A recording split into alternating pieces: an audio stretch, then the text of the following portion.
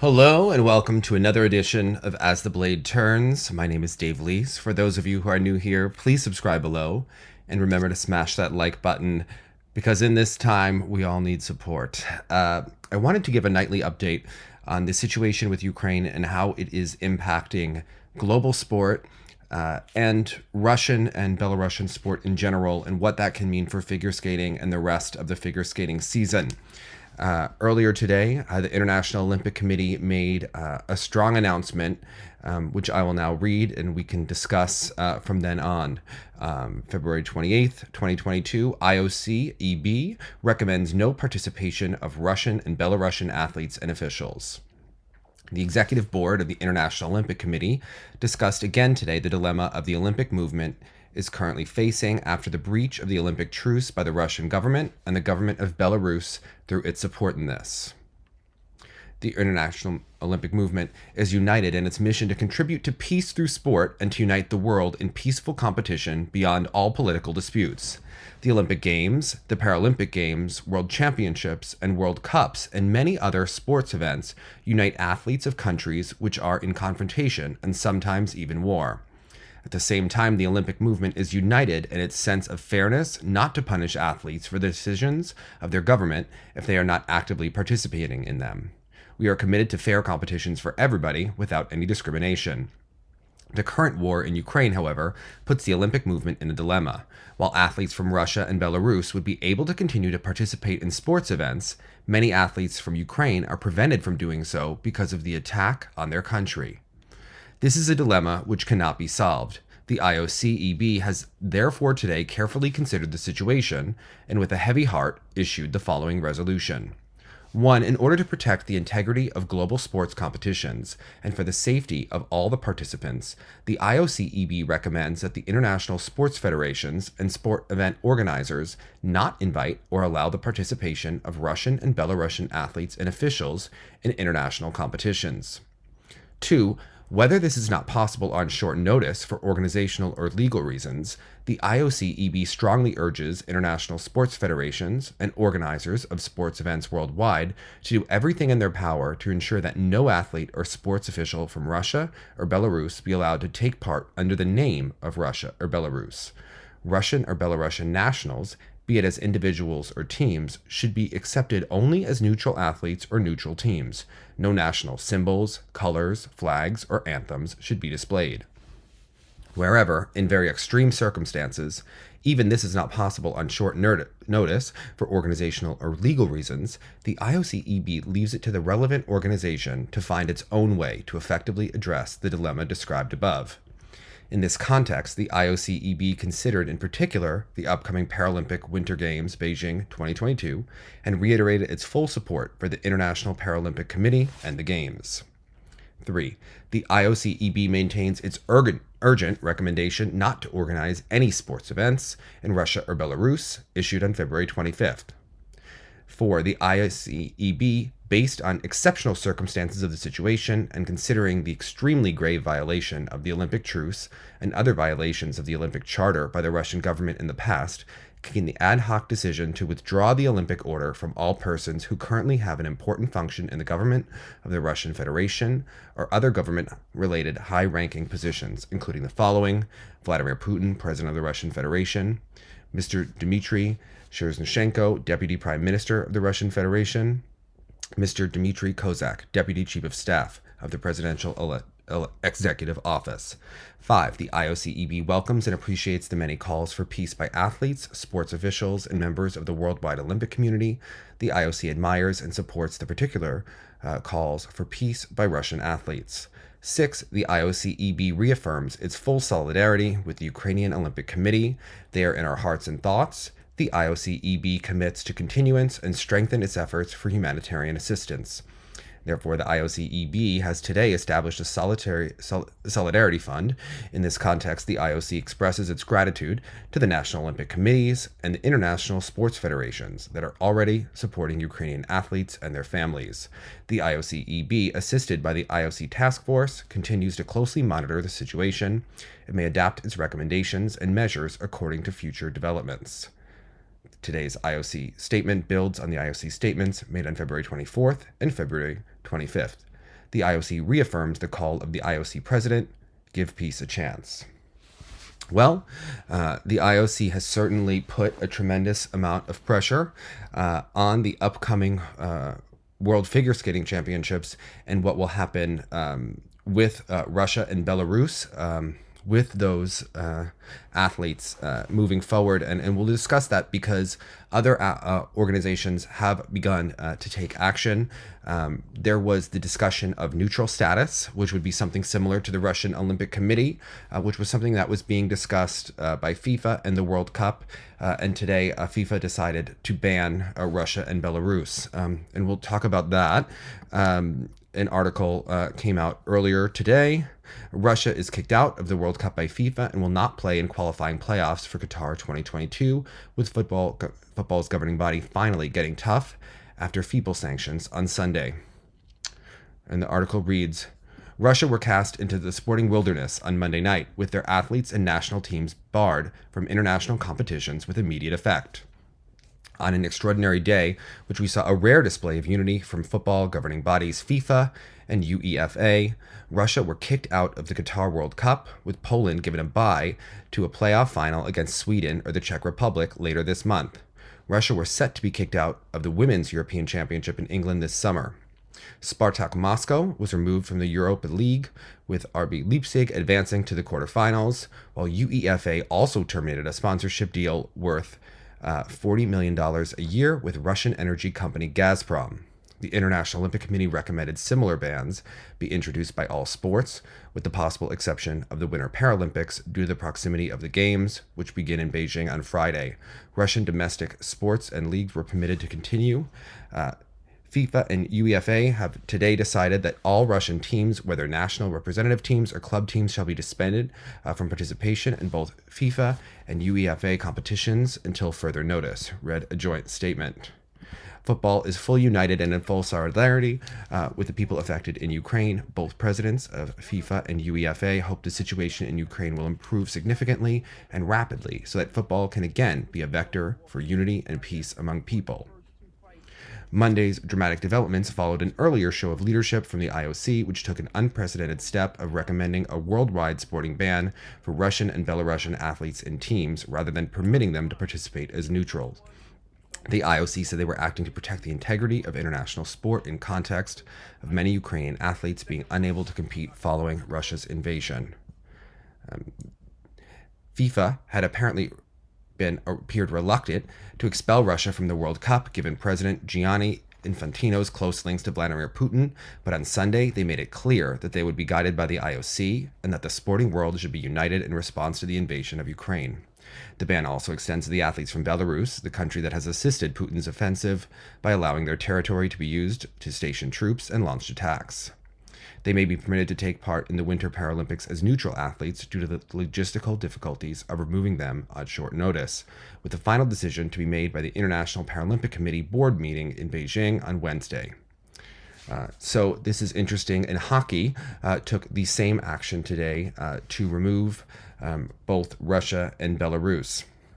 Now, there was an interesting article that talked about the implications of this. Russia spent upwards of $50 billion to host the 2014 Winter Olympics in Sochi, then concocted the most elaborate doping scheme in history, all to cement its standing as a global sports superpower.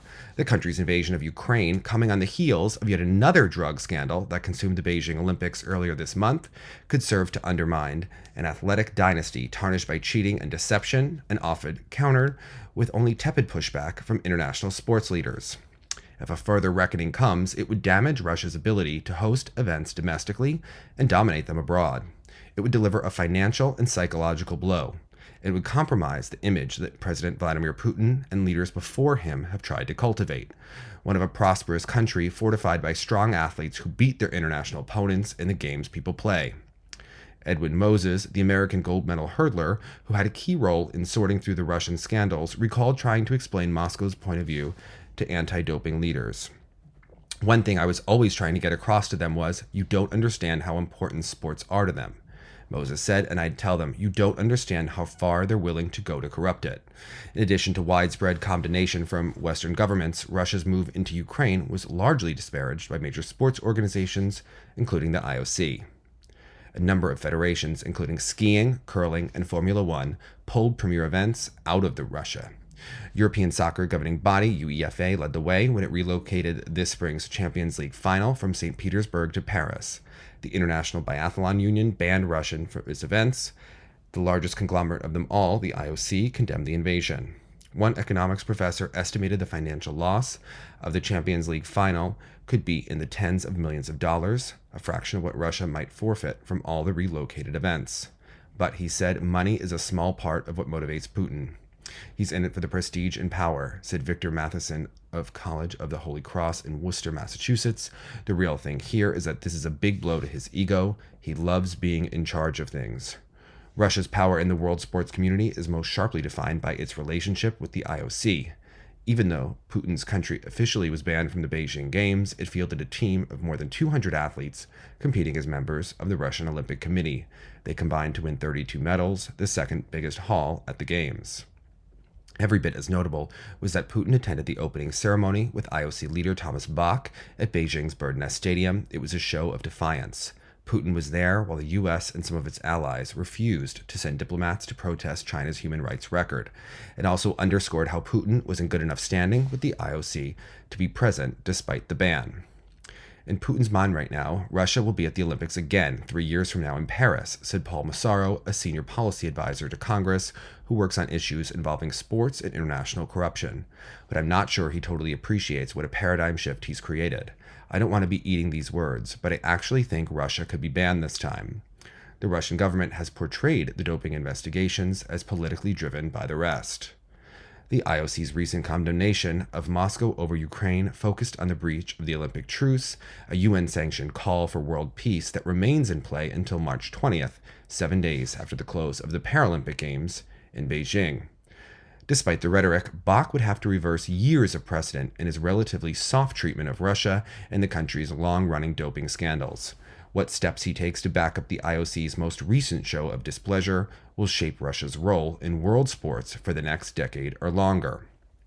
Potentially working against the country was the sordid doping case involving 15-year-old Russian figure skater Kamila Valieva that consumed the Beijing Games. She tested positive for using a banned heart medication, and the result wasn't announced by anti-doping officials until after she'd won gold as part of the team competition, even though the sample was taken weeks earlier. That put Bach in the rare position of openly criticizing Russia, a move that in turn brought a rebuke from the Kremlin. The Olympic movement and international sports in general have tolerated far worse from Russia, and before that, the Soviet Union. Moses told of traveling to the Soviet Union in the late 1980s, long before anti-doping rules had been globally codified, to try to work out a drug-fighting agreement with Soviets. The reason was setting up an anti-doping lab was completely different from our reason, Moses said. We tried to put a lid on doping. They tried to make sure they didn't get caught. It was the prestige of those athletes winning gold medals. They wanted it, and those athletes would become national heroes and treasures. Before the IOC's next move, there will be other signals, besides relocating events, about how world sports deals with Russia. Norwegian politician Linda Helleland, a former vice president of WADA and longtime critic of Russia, said she would promote a policy at the Council of Europe that urges sports organizations to exclude Russian athletes from international competitions. Upcoming events include next month's World Figure Skating Championships, World Cup Soccer qualifying this spring, and the World Track and Field Championships in Oregon in July. World athletics is unique, and it has taken a tough stance in the Russian doping saga since 2015. Russia has been limited to only a handful of athletes at recent major championships, and that is not expected to change before summer. We now witness brutal actions in Ukraine. We can't let Russia get away with it again with no consequences, Helleland said. The biggest test, however, will be how the IOC responds to Russia's eligibility for the 2024 Summer Games in Paris. Putin's annexation of Ukraine's Crimean Peninsula in 2014 and the full-scale invasion of Ukraine both came directly after the close of the Winter Olympics, with Russia enjoying success on the playing field and a long gap before its next appearance on sport's biggest international stage. We've been giving him a free pass for over a decade, so why would Putin not think he could get away with this? Mazzaro said. Of course the Olympics are part of this, and here we are again, and this time he's crossed the Rubicon in the most profound way. Well, there is an email circulating within the French skating world from Natalie Pechelot that says that the French government will announce in the coming hours that until further notice, no Russian or Belarusian club or athlete will be able to participate in a competition in France. Now, that is very interesting, as obviously they are scheduled to host the World Figure Skating Championships next month. Austria has also banned Russia and Belarus from participating in any competitions there. Now, this is very interesting because will Russia be able to participate? The ISU has not taken a strong stance on Russia in figure skating. They have in speed skating, but they have not yet made any calls, as the other organizations did so today. The International Gymnastics Federation also didn't act today. They are two of the last remaining organizations, and two organizations that have been accused of being overly favorable to Russia over the last many years. The ISU in general is really at a crosshairs. How will they deal with Kamila Valieva, and how will they deal with Russia? The highest ranking official in figure skating in the ISU is Vice President Alexander Lekernik, a Russian. So it is certainly of interest how this will play out. Alexander Gorshkov, the president of the Russian Figure Skating Federation, said today that there are no sanctions against Russian figure skaters from the ISU. Earlier, the IOC called on international federations not to use state flags or anthems of Russia and Belarus in any competitions. He was asked, did the ISU impose any sanctions on Russian skaters? Gorshkov, so far we have no such information in this regard. No one has charged us with anything yet. How do you feel about the fact now that Russians are forbidden to use the flag and anthem of the country, even at the World Championships? Gorshkov, as always, double standards. I will not go into details. You understand everything perfectly. Alexander Gorshkov also said that the Russian team plans to participate in the World Championships in Montpellier. Earlier, it became known that France closes its airspace to Russian planes and airlines due to the situation in Ukraine. Gorshkov, I think that this is not the last news for us. Closer to the World Championships, we will think about how to get to the venue. We will look for all the options. We do not plan to withdraw. There are no such thoughts. Well, certainly this is a situation that continues to develop as we are discussing by the day, and it certainly is going to have tremendous impacts for the figure skating world, not just today, but in the future. Tatiana Tarasova is one of the only Russians who was called about this. Typically, Sports.ru will call tons of figure skaters to give quotes, but they have not done so today, in a move where you could tell that there is an apparent shift. Given these rulings, they are not doing their usual reporting. There haven't been the large calls of victimization. It's very interesting that the Russian press has been more muted in this. Honored coach of the USSR, Tatiana Tarasova, commented on the recommendations of the International Olympic Committee. Today, the IOC Executive Board issued a statement in which it called on international sports federations to prevent the participation of Russian and Belarusian athletes in competitions. It's a pity, but international competitions will lose from this, because Russian athletes are the decoration of the competition, said Tarasova. One interesting move that could also impact figure skating is that YouTube is pausing Russian-affiliated channels' ability to monetize on the video platform, the company announced on Saturday. In a statement, YouTube announced it would be suspending several channels' ability to collect ad revenue, including the state-funded media outlet RT. The move comes just days after Russia's decision to invade Ukraine. In light of the extraordinary circumstances in Ukraine, we're pausing a number of channels' ability to monetize on YouTube, including several Russian channels affiliated with recent sanctions, YouTube said in a statement. Now, this is also interesting because additionally, videos from the blocked channels will be significantly limited often in recommendations. So Russia is actually being sanctioned in the YouTube algorithm. Now, this is important because if you have watched any figure skating on First Channel, which would be the Russian Figure Skating Championships, the Russian Test Skates, any of the competitions of the Russian Cup. Over the last several years, they are on the First Channel. That is the channel where often Ted Barton is commentating for English-speaking viewers, and that is a partially state-funded channel. So if you are wondering What does it mean for the future of figure skating? Well, if you notice, even the Russian Cup final that took place over the weekend, the numbers were not as big as they usually are on the channel, even for Akatyeva's performance, which is about 45,000. That's relatively small for something that has been, so widely viewed, both in Russia and abroad. Obviously, people are paying attention to other things besides junior figure skating after the Olympics. But for the growth of sport in Russia, being limited in the YouTube algorithm is significant. And the monetization status, you have to wonder, because it is one of the major sponsors and outlets for Russian figure skating and Russian sport in general. But it has been so tied in to Russian figure skating over the last years. And there was supposed to be, obviously, the Channel 1 Cup this weekend. The team figure skating tournament, Channel 1 Cup, has been postponed indefinitely, according to the Russian Figure Skating Federation. Channel 1, together with the Russian Figure Skating Federation, has decided to postpone the Channel 1 Figure Skating Cup, including demonstration performances of the strongest skaters in Russia, champions of our hearts. The timing of the event will be announced later.